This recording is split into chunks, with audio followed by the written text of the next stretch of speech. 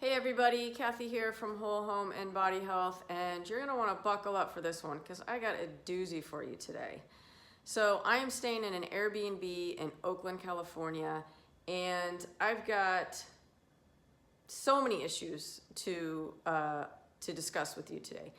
Before I do that, I just want to give you a quick reminder that if you want my free guide on how to reduce your EMF exposure in your own home, simple, easy steps that you can do right away, then go to the link below and it'll take you right to the page where you can download that and you can get started on reducing your EMF right away. All right, so let's get into what's happening here. So I had a quick weekend trip to Oakland, California for a workshop, and the place that I rented with two other people was kind of a moldy shitstorm.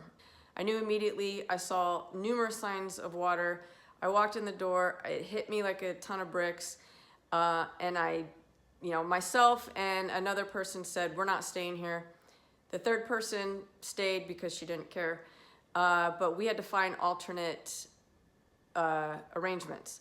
Long story short, I ended up in this apartment in the middle of Oakland, which is actually pretty cool. I mean, the place itself I like, but what I want to talk to you about is both air quality and EMF.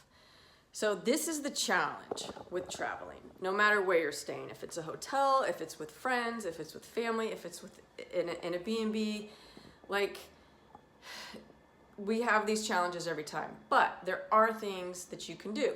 So I want to take you through that. So I'm going to just step outside and we're going to do this from the very beginning, okay? So no one's in the hall. All right, so we're coming inside, and the very first thing that I notice is the smell.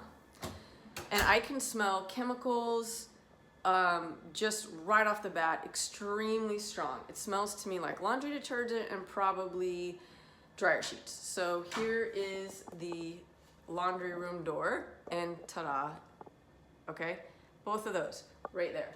So I know I'm dealing with a very strong scented product, and you should know that scented products like that, artificially scented products, those fragrances are endocrine disruptors, so they can affect your hormone system and your endocrine system, which we don't want. Now I'm going to preface this by saying I'm going to go over a lot of things in this video. And many people watching are going to say, oh my God, this girl's over the top. Yeah, maybe, or my favorite saying is, this girl is so extreme.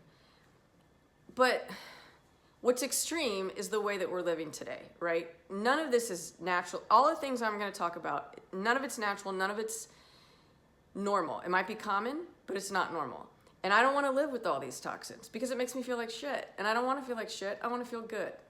So that's the reasons why I do these things. And I don't want to have endocrine disruption, right? So anyway, we've got this really strong scent from the laundry detergent. And in the bedroom here, which is where I attempted to sleep the first night I was here, I'm on day 3, I couldn't do it. I couldn't do it because the smell of these sheets is so strong.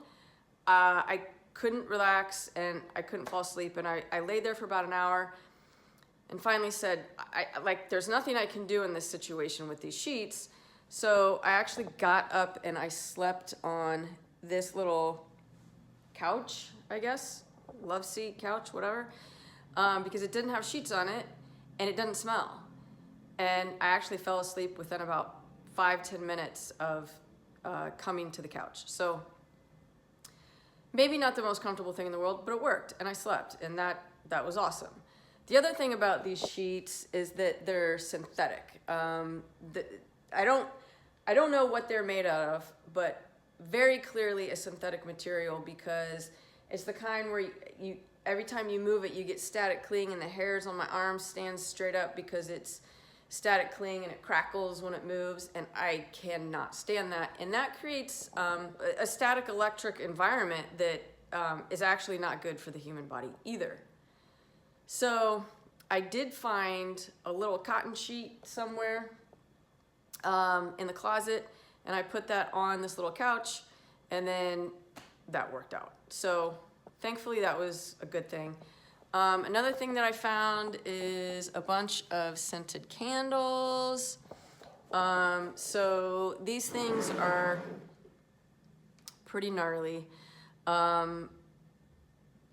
You know, there are all kinds of synthetic fragrances. Again, endocrine disruptors. They can also cause neurological issues, respiratory issues. You know, we just don't want, there's no reason to breathe all that in. Like, our houses don't need to smell like washed beech wood. Washed beech wood, seriously. Like, what executive is sitting in some office somewhere saying what this washed beech wood smells like? And how do you know what washed beech wood smells like? Anyway, gross. Thankfully, these have lids. So the lids were off. I just put the lids back on to help taper some of those fragrances from aerosolizing and causing a VOC issue. Okay, next, this drives me insane. So we've got all these beautiful windows here. Only this little guy opens, and it only opens the tiniest bit. How do I even open it? All right, got it. So that's it, that's all we got. So obviously, as a building biologist and a mold inspector, I am huge into air quality and fresh air. I am telling people constantly, open your windows to bring in fresh air and dilute what's inside, and you know, have increased oxygen, increased ventilation, but that's all I got. So when I come in and I smell this crazy chemical smell, I mean, spare me. It's just ridiculous. But I have the window open anyway, and it's been open since I got here. I just closed it right before this video because of the noise from the traffic outside. But I'll take what I can get. There should be at least 2 windows that open in here, so we can get some kind of cross ventilation. So I don't like that, but I'm still leaving that window open. Okay, now let's move on to the EMF. So when I travel, I'm always traveling with a meter. Here's a meter. I usually bring some of my more expensive meters, but this was a really quick trip. So I just brought my little handy cornet because I don't need to get too crazy. But I'm in a big apartment building. You know, I don't know how many floors there are here, 20 floors maybe. And you know, there's somebody on all sides of me. And so I just wanted to get a quick little reading of what's going on when I got here. And it's fluctuating quite a bit, but you know, in the thousands of microwatts per square meter. And this is when, you know, one of my friends who's here said, well, you can't do anything about that. And I'm like, oh, yes, I can. First of all, I want to hunt down the stuff that's in here. And I want to turn the Wi-Fi off. So the challenge here is there's doors that are locked here. This door is locked. This door is locked. That door is locked. The Wi-Fi router's somewhere in there because I can't find it. So I can't get to it. What can I do? Well, there is actually a breaker panel here, and I know that that router has to be plugged in. So if I hit the breaker panel, if I hit the right breaker, I could probably turn that off. So what I do is I just measure and see what kind of fields we're getting. And I know that it's somewhere over here in one of these closets because my meter gets much higher in this location. So what I did on the first night is I found the lighting and receptacles, right? There's only 2 of them. I hit those, and this dropped by about 80% right away because I turned the router off. So that was awesome. Easy, very easy, simple solution to that. So once I did that, I'm still getting elevated readings, of course. So I'm going around and I'm trying to figure out what I can do. And I see the TV and I'm thinking TV, definitely a source.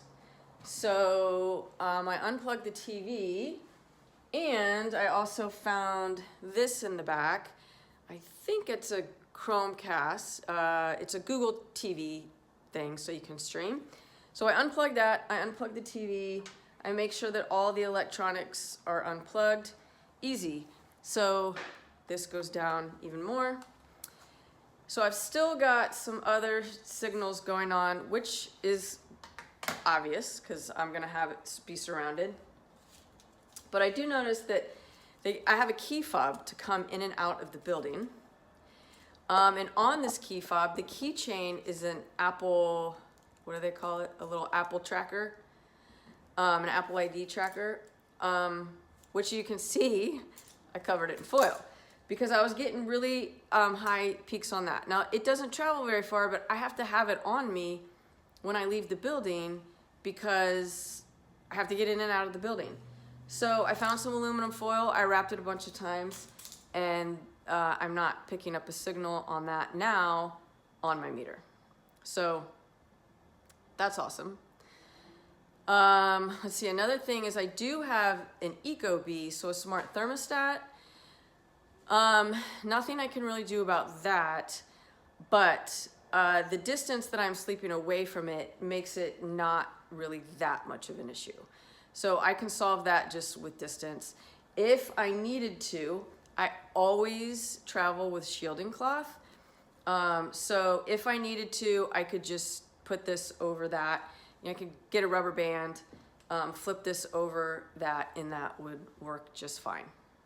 Okay, and then another thing that I found when I killed those breakers is I was still getting a really high reading, and it was somewhere around here, and turns out it was the oven. So the oven was one of the highest readings I was getting. So what did I do? I walked over to the breaker, I flipped the oven off, and it went away. And then finally, I've got LED lights here. So I did not bring, you know, I don't travel with my big oscilloscope and stuff all the time unless I'm driving. But so I don't know what's going on with the LED lights and if they're high in dirty electricity or not. I'm just going to assume they are, and I leave them off. So I have the lights on right now, obviously, for the sake of this video.